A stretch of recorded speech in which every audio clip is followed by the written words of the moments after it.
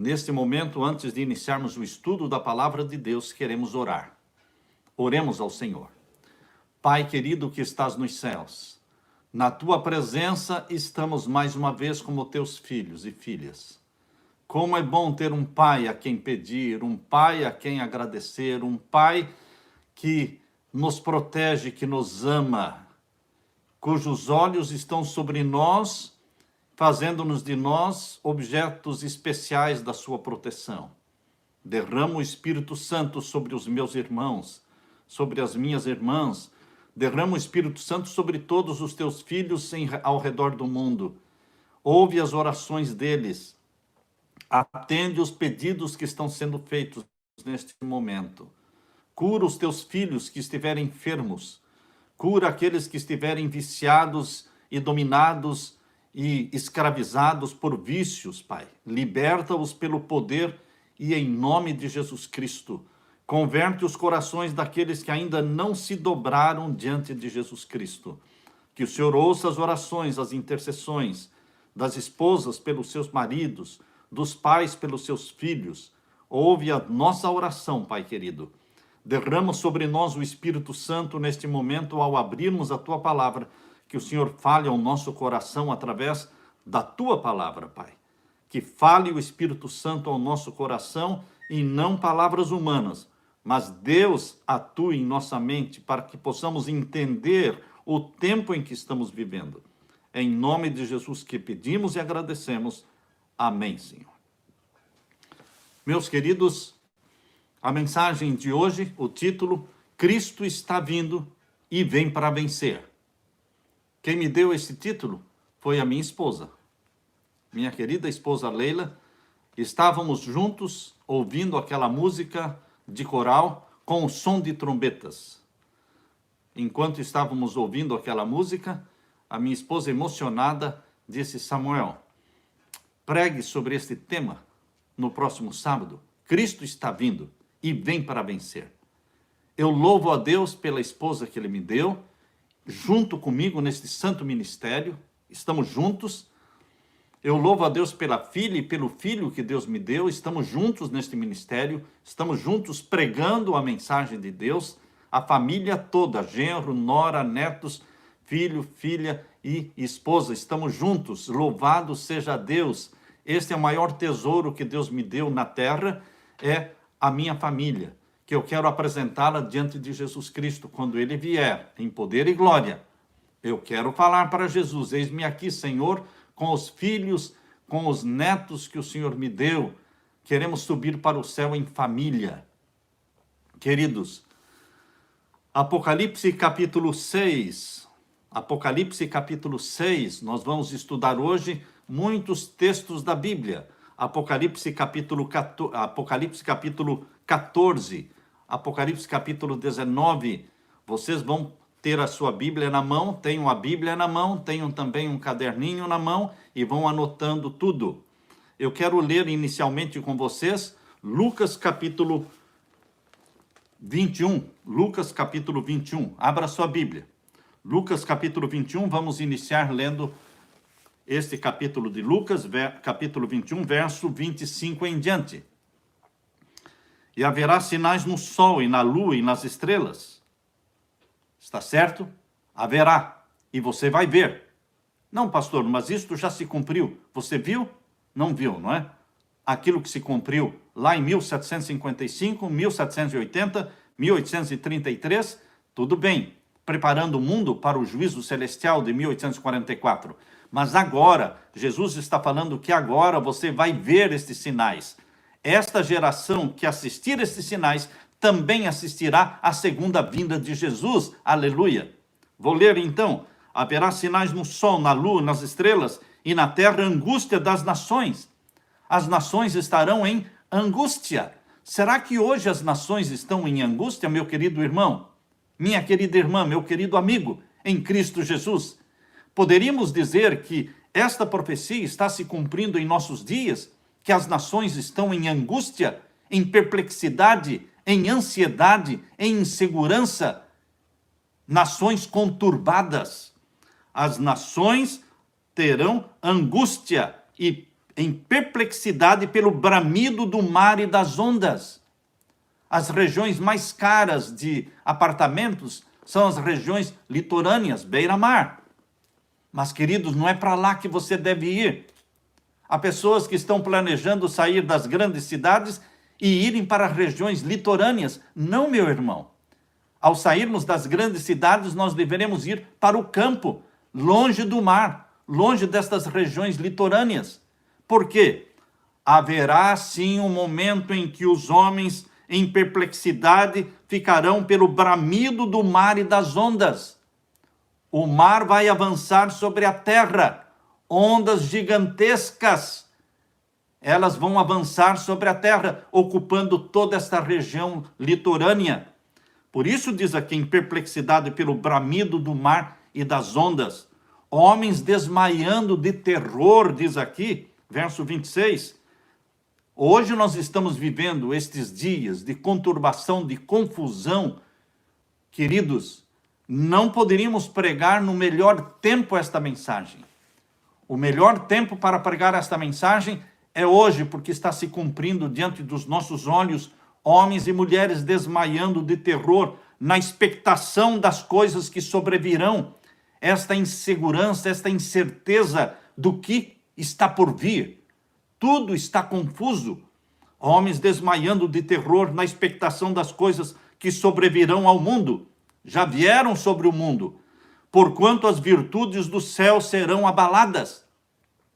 Sol, lua e estrelas, eles serão movidos pelo poder de Deus, preparando o mundo para a segunda vinda de Jesus. E o verso 27, e então verão vir o Filho do Homem numa nuvem com poder e grande glória.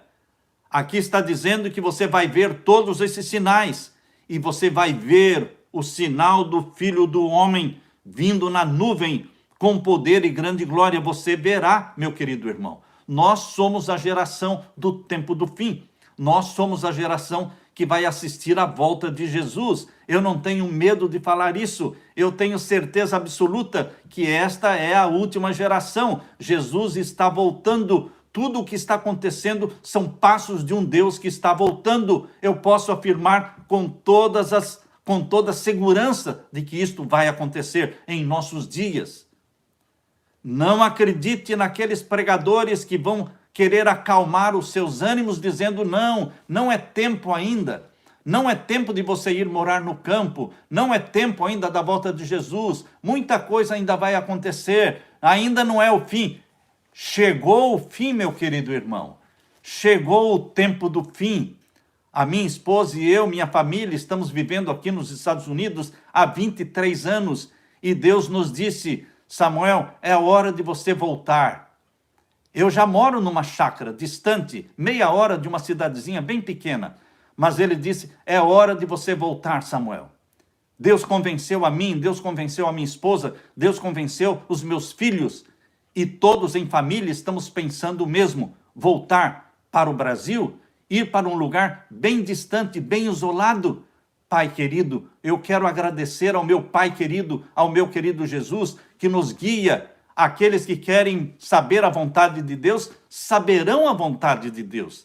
Aqueles que perguntam, o que queres que eu faça, Senhor? O que queres que eu faça? Qual é a tua vontade para a minha vida? O Senhor quer que eu vá? Eu vou. O Senhor quer que eu fique? Eu fico. O que o Senhor quer que eu faça? Diga-me, eis-me aqui, envia-me a mim. Se esta for a tua disposição, meu irmão, Deus vai te dirigir individualmente.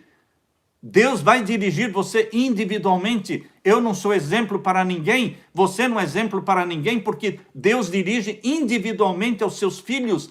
Deus não salva pessoas em grupo, Deus não dirige pessoas em grupos grandes, mas Deus responde você com impressões mentais do Espírito Santo. O Espírito Santo dá impressões mentais para você, e você faz as coisas, porque você seguiu a intuição do Espírito Santo. Queridos, Deus responde às orações daqueles que são sinceros e querem viver unicamente fazendo a vontade de Deus. Por isso, eu entendo que chegou o fim. Então verão vir o Filho do Homem numa nuvem com poder e grande glória. Ora, quando estas coisas começarem a acontecer, que coisas? Toda esta angústia das nações, toda esta perplexidade das nações, a confusão mundial, a pandemia, a quebradeira, o fracasso financeiro. O mundo não vai quebrar, meu querido irmão. O mundo já quebrou. A economia mundial já quebrou. Países e governos estão vivendo com dinheiro recebido do Banco Central. Os bancos centrais estão soltando dinheiro para sustentar os países, mas o Banco Central não pertence ao país. Ele é controlado pelo Vaticano, pelos jesuítas. Queridos, os governos e as populações mundiais estão vivendo com dinheiro fornecido pelos jesuítas. Chegou o fim. A crise financeira chegou e vai só aumentar daqui até o final do ano e início do ano que vem. Uma quebradeira mundial. É a crise final, meu querido. Aqui diz, ora, quando estas coisas começarem a acontecer, verso 28, olhai para cima, levantai as vossas cabeças, porque a vossa redenção está próxima. Está próxima a volta de Jesus. Não podemos marcar dia e a hora da volta de Jesus. Não sabemos ainda o dia e a hora da volta de Jesus, mas é mistério, é necessário você conhecer o tempo da volta de Jesus, os sinais dos tempos que Jesus deu, para nós não pensarmos que Jesus vai demorar muito ainda e ficarmos pregando e falando, tarde virá o meu Senhor, tarde virá o meu Senhor. Não, não é assim não, vai ter muito tempo ainda, não vai ter muito tempo ainda, não vai ter muito tempo ainda. Os últimos acontecimentos serão rápidos. Rápidos.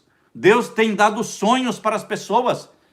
Pessoas simples estão recebendo mensagens de Deus dizendo que é o fim. Esta crise mundial nunca foi igualada por outras crises anteriores. Se você ouvir alguém falando, não, crise sempre existiu, esta crise veio e essa crise vai passar e vai voltar tudo ao normal. Não vai voltar tudo ao normal. As igrejas não vão voltar ao normal. As igrejas estão muito dormentes. Desde março, as igrejas não se reúnem. E, queridos, parece que não estão com vontade de se reunir. Queridos, o povo de Deus está dormindo, está sonolento. Mas nós temos que estar clamando, ora vem Senhor Jesus, ora vem Senhor Jesus. Nós não queremos mais ficar neste mundo por muito tempo, não queremos. E aqui diz o capítulo 21 de Lucas, verso 29, e disse-lhes uma parábola, olhai para a figueira e para todas as árvores. Quando já tem rebentado, ou seja, quando saiu os brotos, não é? Vós sabeis por vós mesmos, vendo-as, que perto já está o verão. E o verso 31, assim também vós, quando virdes acontecer estas coisas, que coisas?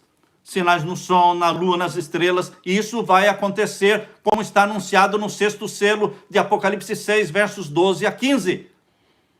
Isto vai acontecer agora, sacudindo o mundo, preparando o mundo para o decreto dominical, preparando o mundo para o selamento do povo de Deus, preparando o mundo para o selamento dos ímpios com o sinal da besta, preparando o mundo para a última grande chamada divina para o mundo. Sai dela, povo meu, a pregação da terceira mensagem angélica.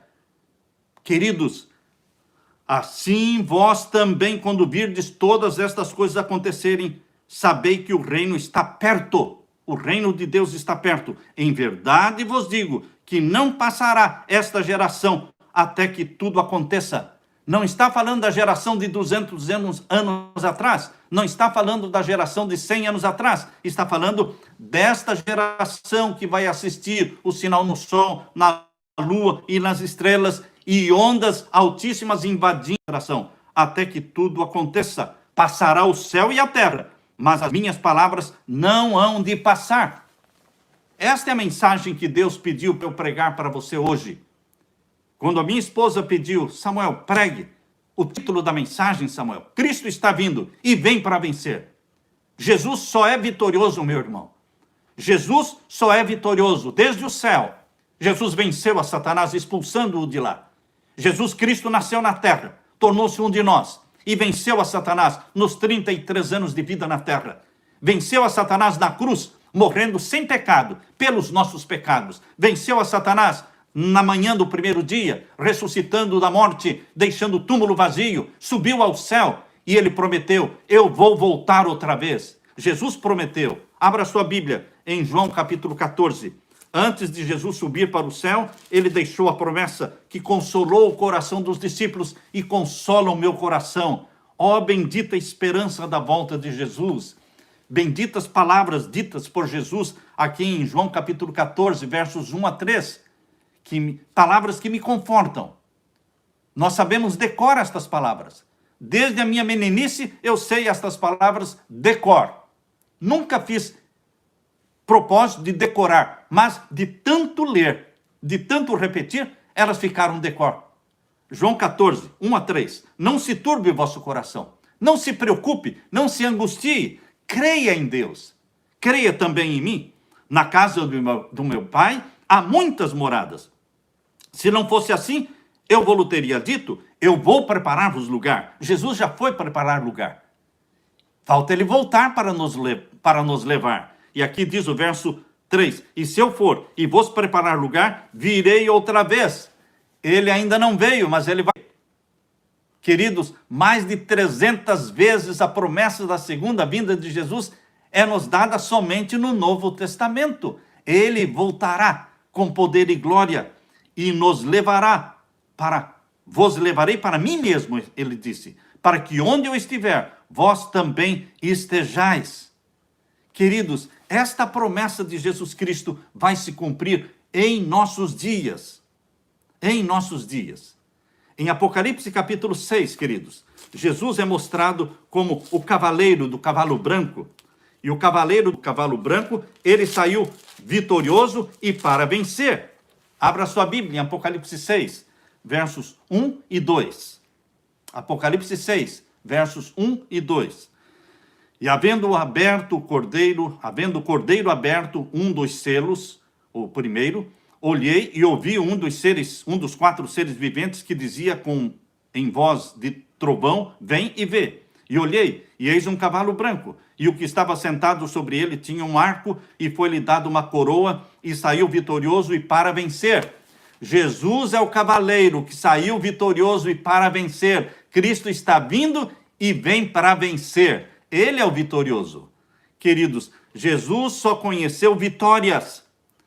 A Bíblia dá 2 descrições da segunda vinda de Jesus, que são 2 descrições maravilhosas, emocionantes, quando você lê essas 2 descrições de Apocalipse sobre a segunda vinda de Jesus. Vamos ler, primeiramente, Apocalipse 14. Apocalipse 14 e o verso 14 em diante é a primeira descrição da segunda vinda de Jesus aqui em Apocalipse. Abra sua Bíblia, Apocalipse 14 e os versos 14 em diante. E olhei um homem que tinha sobre a sua cabeça uma coroa de ouro e na sua mão uma foice aguda. Jesus Cristo volta em poder e glória, assentado nas nuvens. E ele tem uma foice na mão, porque ele vem para colher a seara da terra, colher o trigo para os celeiros de Deus e colher o joio para ser queimado. Ele vem com uma foice na mão. E o verso 15. E outro anjo saiu do templo, clamando com grande voz ao que estava sentado sobre a nuvem: lança tua foice e cega, ou seja, colhe. E é já vinda a hora de cegar, de colher, porque já a seara da terra está madura. E aquele que estava sentado sobre a nuvem meteu a sua foice à terra, e a terra foi cegada. A colheita foi feita. Essa descrição da segunda vinda de Jesus, aqui em Apocalipse 14, versos 14 a 16, ela não está fora de lugar, meu querido irmão. Ela não está fora de contexto. Por quê?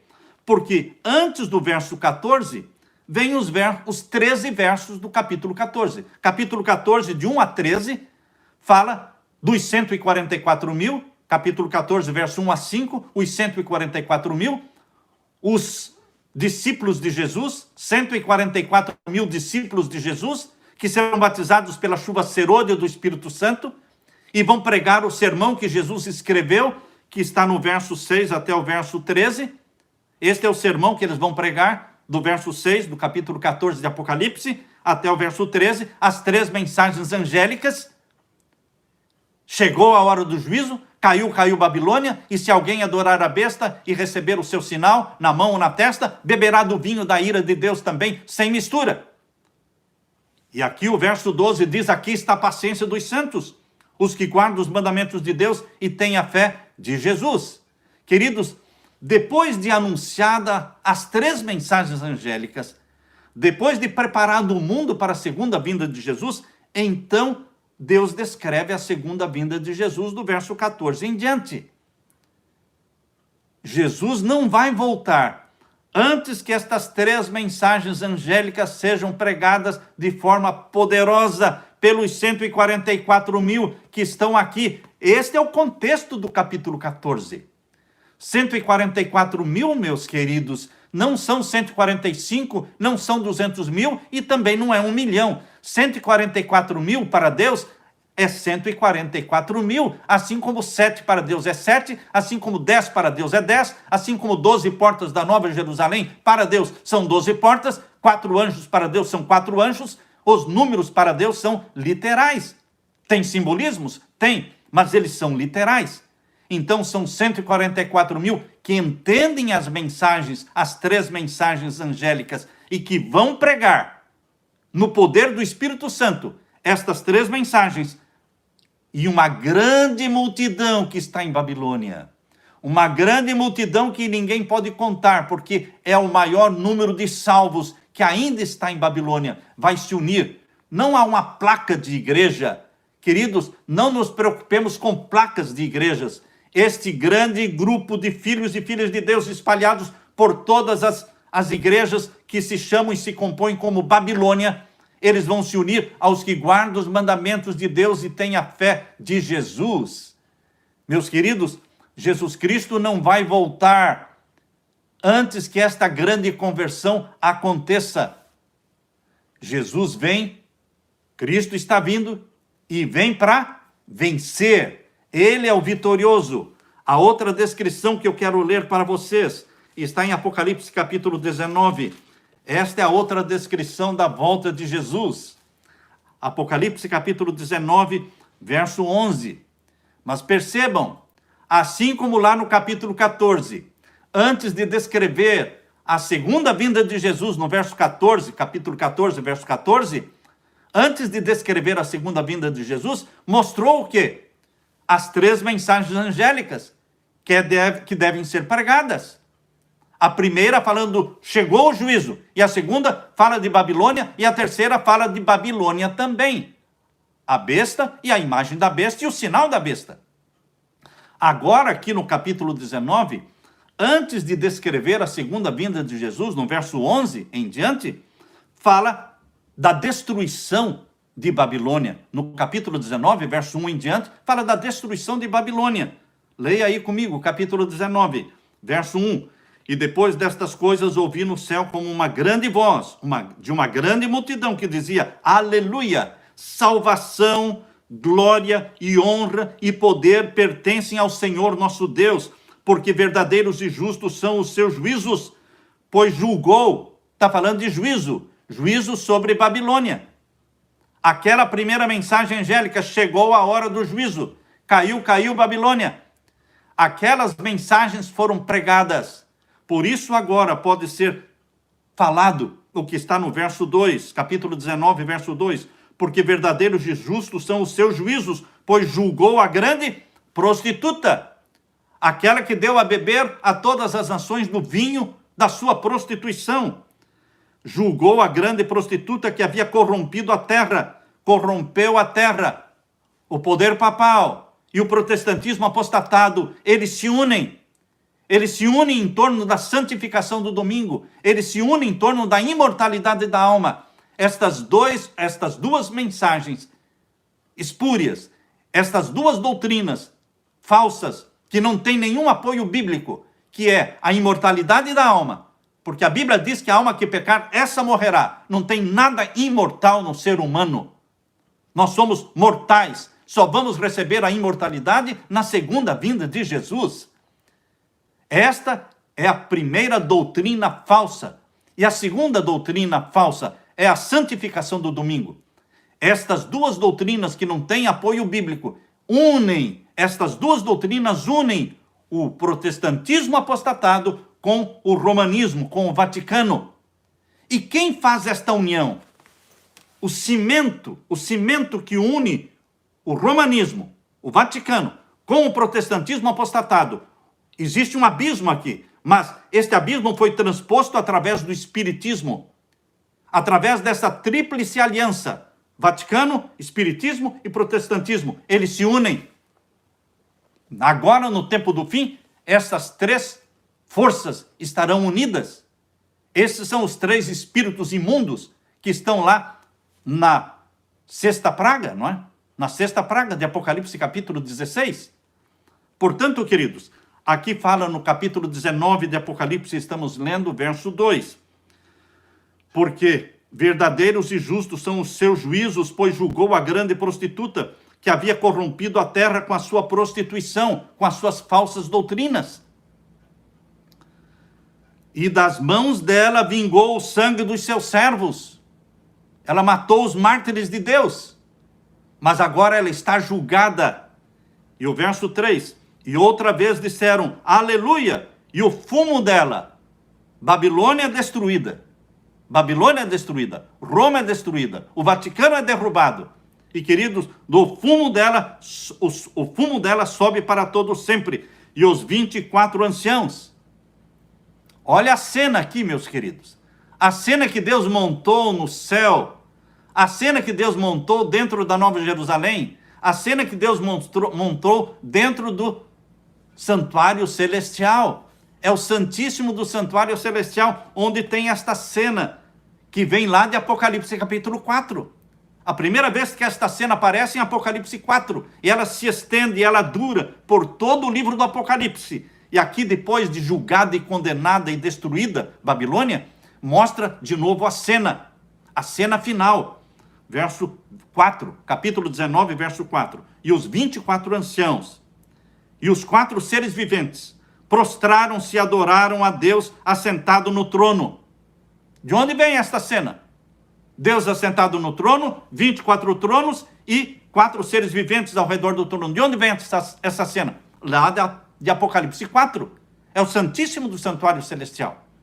E viu os 24 anciãos e os 4 seres viventes prostraram-se e adoraram a Deus assentado no trono, dizendo amém, aleluia.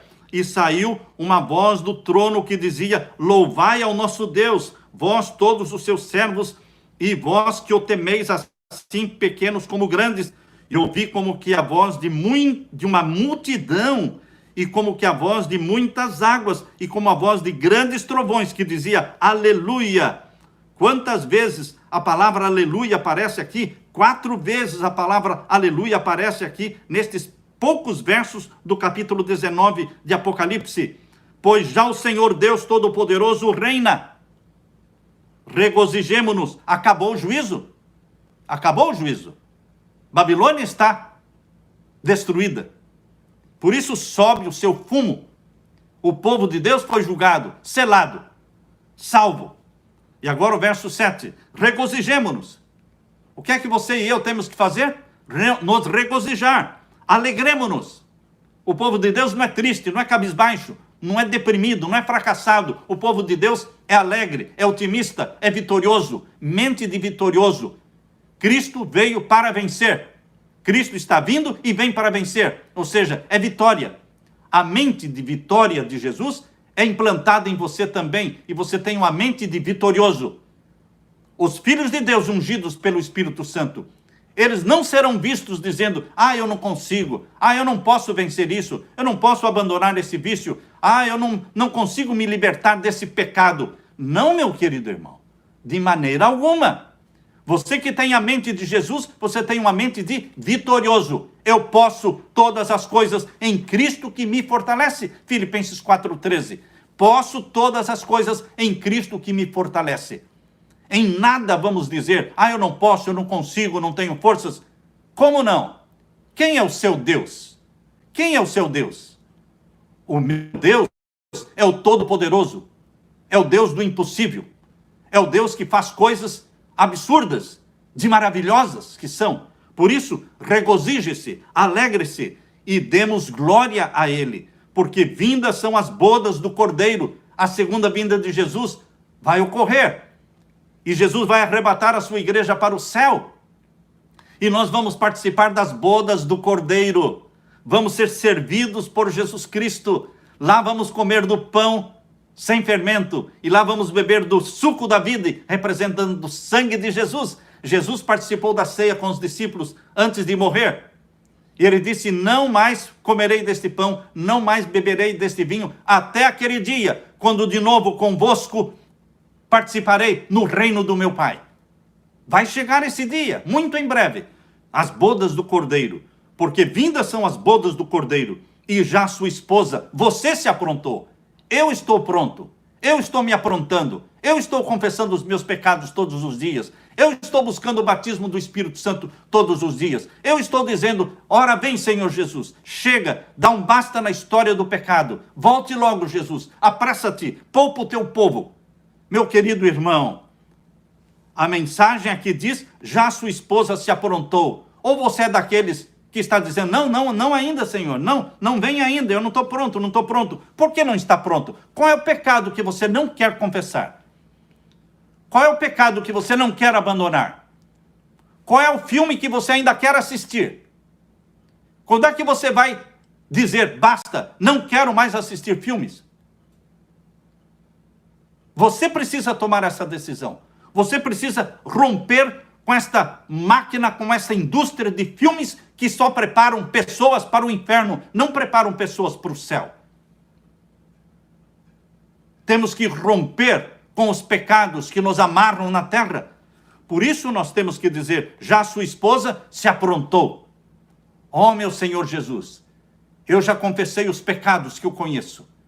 Agora, mostra os pecados que eu ainda não conheço, defeitos de caráter que eu ainda não tenho conhecimento, mas eu peço que o teu Santo Espírito me mostre, porque eu quero estar pronto com a minha família, porque já sua esposa se aprontou, e foi-lhe dado que se vestisse de linho fino, puro e resplandecente, porque o linho fino são as justiças dos santos. Eu não quero as roupas da moda, Senhor. As modas para mim já não fazem sentido. Oh, como eu fiquei feliz. Eu vi isso na minha filha. Deus quebrou nela o encanto pelos sapatos. Ela tinha um encanto por sapatos. Deus quebrou este encanto. Ela está vendendo todos os sapatos. Ela está vendendo tudo aquilo que, queridos, Deus é grande. Deus muda os corações. Deus destrói em nós o consumismo. E nós começamos a economizar para a obra do Senhor, economizar para preparar um povo para a volta de Jesus. Nós nos desencantamos com o mundo, nós nos desiludimos com este mundo, nós nos apaixonamos pelo céu. Queridos, só vale para Deus, só tem valor esta roupa, que não é a roupa da moda do mundo. Queridos, aqui fala vestidos de linho fino, puro e resplandecente, porque o linho fino são as justiças dos santos. E disse-me: escreve: bem-aventurados aqueles que são chamados à ceia das bodas do Cordeiro. Você foi chamado, meu querido irmão. De maneira alguma você poderá dizer: eu não fui convidado. Como não foi convidado? Naquela parábola que contou Jesus, que os convidados entraram para a festa, e veio o senhor da festa investigar e olhar os convidados e descobriu que um estava lá dentro da festa sem os vestidos de linho fino, puro e resplandecente. Como é que você entrou aqui sem as vestimentas que eu preparei para os convidados? E ele foi lançado fora. Queridos, para entrar nas bodas do Cordeiro, você tem que ter esta vestimenta. Aqui diz: o linho fino, puro e resplandecente. É a justiça que Jesus Cristo imputa em você, é a justiça que Jesus Cristo comunica a você, é a justiça, é o vestido de justiça de Jesus Cristo que nos cobre. É aquela capa que o pai do filho pródigo jogou sobre ele, cobrindo-o, para que ninguém visse a sujeira, as máculas, a roupa imunda do filho pródigo, o pai o cobriu com a capa, é a capa da justiça de Jesus, ele nos cobre com vestimentas de linho fino, puro e resplandecente. E disse-me, escreve, bem-aventurados aqueles que são chamados à ceia das bodas do Cordeiro. Você, meu irmão, está sendo convidado para esta ceia das bodas do Cordeiro. Quando vai ocorrer? Na segunda vinda de Jesus. Quando ele arrebatar a sua igreja para o céu, nós vamos participar com Jesus Cristo. Ele vai nos servir numa mesa de quilômetros e quilômetros. Ele vai nos servir o pão representando o seu corpo, o vinho representando o seu sangue. E nós vamos novamente participar da ceia do Senhor com o próprio Jesus Cristo. É este o convite feito. Aqui diz no verso 9. Bem-aventurados aqueles que são chamados à ceia das bodas do Cordeiro, e disse-me, estas são as verdadeiras palavras de Deus. E agora vem a descrição da segunda vinda de Jesus. Veja, depois que falou da destruição de Babilônia, do juízo de Babilônia, agora vem a descrição da volta de Jesus, que ele vem para vencer. Aqui diz o verso 11, e viu o céu aberto, e eis um cavalo branco, e o que estava sentado sobre ele chama-se Fiel e Verdadeiro. Este é o meu Jesus, fiel, verdadeiro. Você pode confiar nele, ele não deixa você na mão, ele julga e peleja com justiça, ele é justo, mas ele é também misericordioso. E os seus olhos eram como chama de fogo, e sobre a sua cabeça havia muitos diademas, e tinha um nome escrito que ninguém sabia senão ele mesmo, e estava vestido de uma veste salpicada de sangue. Ele pisou o lagar sozinho. Na luta para nos salvar, ele deu a vida. Ele deu a vida. Queridos, Jesus Cristo, ele tem uma veste salpicada de sangue, que nos lembra o preço que ele pagou pela nossa salvação. Nós vamos ver aquelas roupas salpicadas de sangue. Nós vamos ver aquelas mãos com cicatrizes. E ele vai dizer, este é o preço que eu paguei por você. Por isso o pecado não vai se levantar pela segunda vez, porque eternamente nós vamos ver os sinais da nossa redenção. Eternamente nós vamos ver aquelas roupas salpicadas de sangue. Por isso o pecado nunca mais vai se levantar, porque a história provou que Deus é amor, que Deus é misericórdia, e que o pecado não compensa. Não compensa o pecado. Pecado é só ilusão. Saia dessa ilusão, meu irmão. Você que ainda ama algum pecado conhecido, você que ainda está iludido com esse mundo está acabando, meu irmão. Esse mundo nunca mais vai voltar a ser o normal do ano passado, de 2019. As igrejas não voltarão a ser o que eram em 2019. Os mercados não vão voltar. As empresas aéreas, as empresas estão quebrando, os bancos estão quebrando.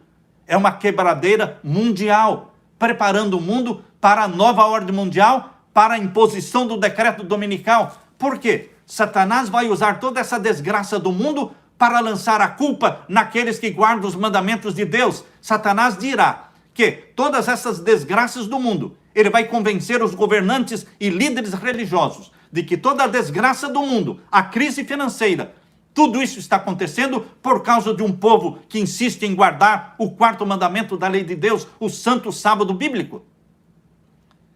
Porque eles profanam o santo domingo, porque eles profanam o domingo como dia de guarda. Queridos, Satanás vai lançar sobre o povo de Deus, que guarda os mandamentos de Deus, como sendo eles os causadores da desgraça do mundo. Isso vai acontecer. No final do século XIX, surgiu aqui nos Estados Unidos um movimento chamado Movimento e Obra da Reforma e Temperança.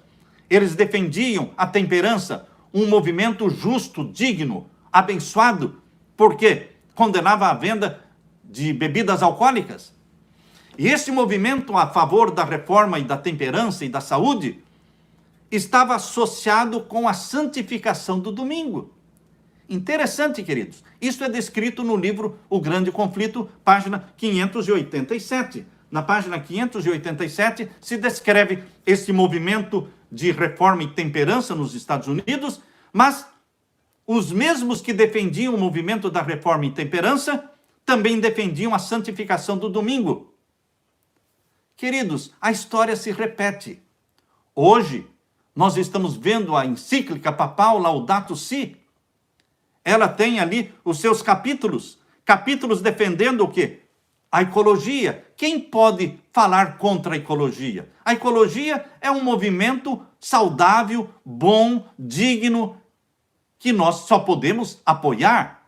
A encíclica papal Laudato Si traz o título de Cuidando da Nossa Casa. Como alguém não pode cuidar da sua casa? O capítulo número 1, o título é O que está acontecendo com a nossa casa. Esse é o capítulo 1 da encíclica. O capítulo 2, o Evangelho da Criação. O capítulo 3, a raiz humana da crise ecológica. O capítulo 4, uma ecologia integral. E o capítulo 5, algumas linhas de orientação e ação. E o capítulo 6, o último, educação e espiritualidade ecológicas. Ah, meus queridos, junto com este movimento da ecologia em defesa da natureza, em defesa da preservação da terra, que nós só podemos apoiar, junto com este movimento, vem também o movimento da santificação do domingo, no capítulo 6. Educação e espiritualidade ecológica. Espiritualidade ecológica quer dizer santificação do domingo. Isto está no capítulo 6, no parágrafo 237. Novamente, a história está se repetindo. Uma coisa, um movimento bom, unindo-se a um movimento falso, que é a santificação do domingo. O que está acontecendo em nosso mundo hoje, meu querido irmão? Sabemos que toda a natureza criada está gemendo como em dores de parto. Romanos 8, 22. Isaías 24, 19 e 20 diz: a terra foi despedaçada, está destruída, totalmente abalada. A terra cambaleia como um bêbado, balança como uma cabana ao vento. Isaías 24, 19 e 20. E mais ainda, diz em Isaías 24, versos 4 a 6, a terra seca-se e murcha, o mundo definha e murcha, definham os nobres da terra. A terra está contaminada pelos seus habitantes, porque desobedeceram as leis, violaram os decretos e quebraram a aliança eterna. Por isso a maldição consome a terra e seu povo é culpado. Por isso os habitantes da terra são consumidos pelo fogo ao ponto de sobrarem pouquíssimos. Isaías 24, 4 a 6. Queridos, nós estamos vivendo num tempo em que as forças do mal estão se arregimentando e se consolidando. Essas forças do mal estão se robustecendo para a última grande crise. Grandes mudanças estão a se operar no mundo e os acontecimentos finais serão rápidos. Rápidos. Testemunhos Seletos, volume 3, página 280. Tudo o que está acontecendo rápido. E se você pensa que você tem muito tempo pela frente, você está enganado, meu querido irmão. Você não tem todo esse tempo que pensa ter. É tempo de você agir em nome de Jesus, com oração, com jejuns, pedindo: o que queres que eu faça, Senhor? Para onde eu devo ir com a minha família? Para proteger a minha família? Todos aqueles que escolherem permanecer nas cidades não estarão pecando, mas vão se expor a sofrimento desnecessário. Queridos, nós lemos: Satanás é diligente estudante da Bíblia. Sabe que o seu tempo é curto e procura em todos os pontos opor-se à obra do Senhor. Satanás está comunicando infecção mortal ao ar. Isso está no livro Grande Conflito, página 590. Ele comunica ao ar infecção mortal. É o que você está vendo hoje. Milhares morrem de pestilência, de pandemia. Queridos, e estas grandes calamidades jogarão a culpa em cima daqueles que insistem em guardar os mandamentos de Deus. No livro Meditação Matinal, Maranata, publicado em 1977, na página 172, nós lemos: nas últimas cenas da história terrestre, graçará a guerra, haverá epidemias. Isso é novidade para você? Isso é a profecia que está falando. Haverá epidemias, pragas, fomes. As águas do oceano transporão os seus limites. As águas do oceano vão transpor os seus limites. Propriedades e vidas serão destruídas pelo fogo e por inundações. Deveríamos estar nos preparando para as mansões que Cristo foi preparar para aqueles que o amam. É tempo de você e eu nos prepararmos com a nossa família para a volta de Jesus. Cristo está vindo e ele vem para vencer, porque ele é o vitorioso, o eterno vitorioso, Jesus Cristo, que nos faz também vitoriosos, que implanta em você uma mente de vitória. Queridos, no livro Grande Conflito, página 589, termino lendo: ao mesmo tempo em que Satanás aparece aos filhos dos homens como grande médico, que pode curar todas as enfermidades, ele também trará moléstias e desgraças até que cidades populosas se reduzam à ruína e desolação. Ele é o causador das moléstias, das epidemias, das pandemias, das desgraças do mundo, queridos. Nós precisamos testificar todas essas coisas. Apocalipse 22, 20. Aquele que testifica todas essas coisas diz: certamente cedo venho. Amém. Ora vem, Senhor Jesus. Prepare-se, meu irmão. Cristo está vindo. Está vindo para vencer. Prepare-se com a sua família. Busque o batismo do Espírito Santo. Confesse os seus pecados. Se desiluda com o mundo. Apaixone-se pelo céu. E que Deus derrame sobre você o Espírito Santo. É a minha oração. Quero orar com você neste momento. Ore comigo. Pai querido que estás nos céus, obrigado porque o Senhor nos deu todas as orientações.